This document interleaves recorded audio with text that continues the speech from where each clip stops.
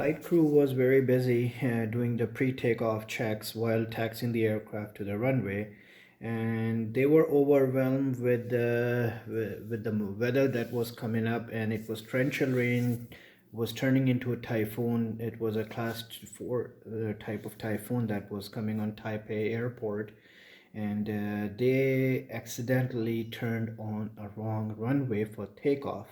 This particular runway was closed and it was not supposed to be used, but there were no X signs or there were no warnings about it, and the aircraft went on a wrong runway, started making its takeoff roll. Halfway through its takeoff roll, the pilot noticed there's something on the runway, which was a construction vehicle, and the aircraft slammed right into them and bursted into flames.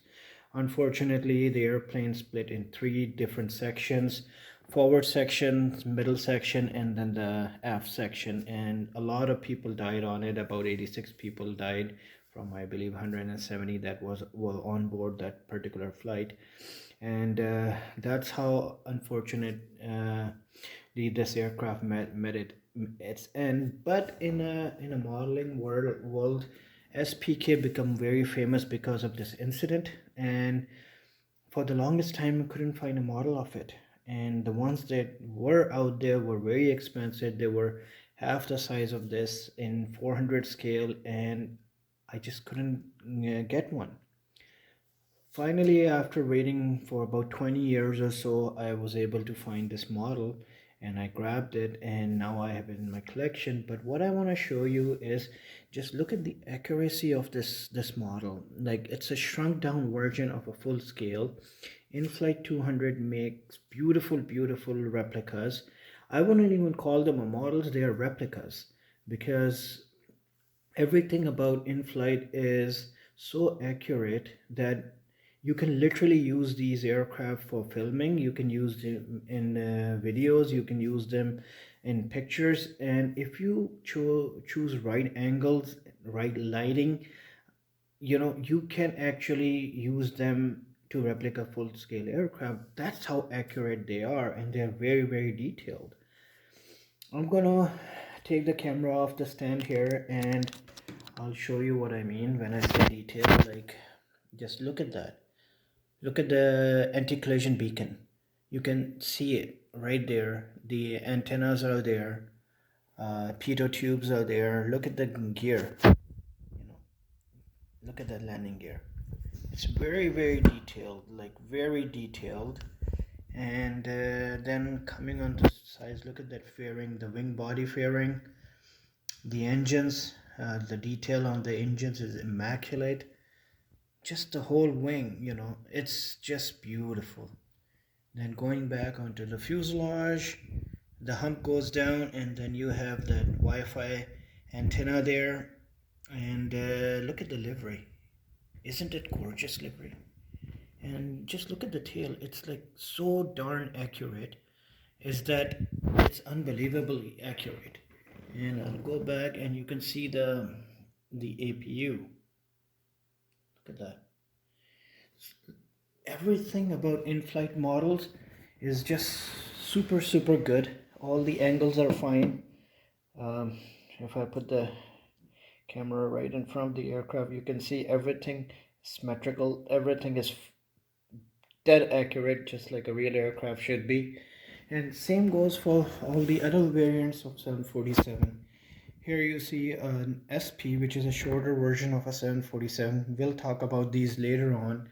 In the background, you can see an 747-300 with Rolls-Royce engine on it in Saudia's 80s livery. Behind that is a Pakistan International Airlines 747-200 with the CF6's GE engines.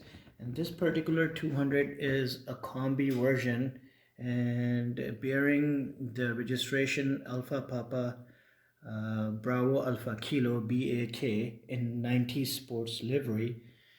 Then right here is Air Canada 747-100 with the Pratt & Whitney JT90 engines. I mean, just look at these models. Like, these are gorgeous models. I mean, there's nothing wrong with them. Like, they are just beauties.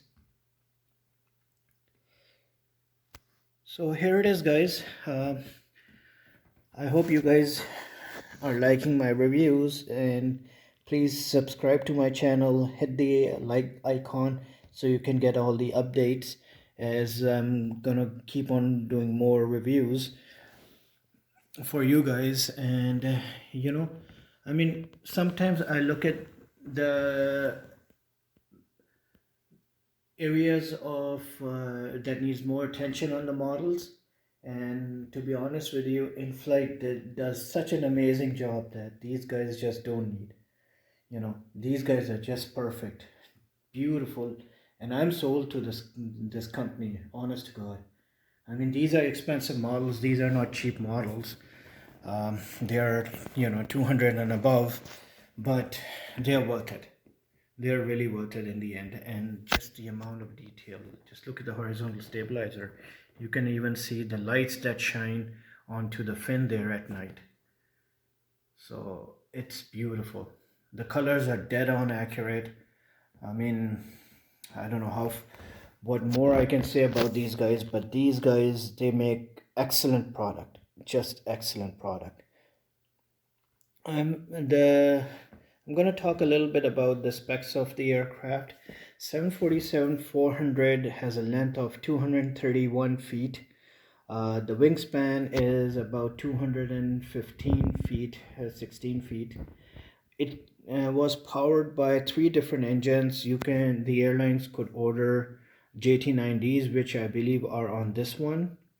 Then airlines could order the GE CF6s and Rolls-Royce RB211s, not the 524s, but the newer version of them, with a very different nacelle on them. So there were three different engines. Airlines had ordered them, and this one was the most successful variant of the 747 after the 200. 200 was the other one which sold a lot. A lot of airlines got the 200. I mean, pretty much every airline of the world got the 200, and so as the 400. So these were the most produced versions of 747.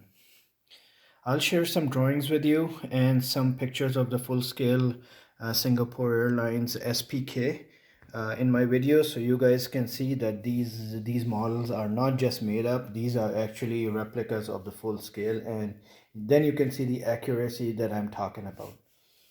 Alright guys, I hope you have enjoyed this. Let me know in your comments below what you think of it, and like I said, do subscribe to my channel, hit the like icon so you guys can get all the updates, and I'll talk to you soon with another review, and that one probably would be on another version of a 747, one of these, or maybe on Concorde or L1011. It all depends, the amount of data I can collect for one aircraft to match with the models. Alright guys, take care. Bye bye.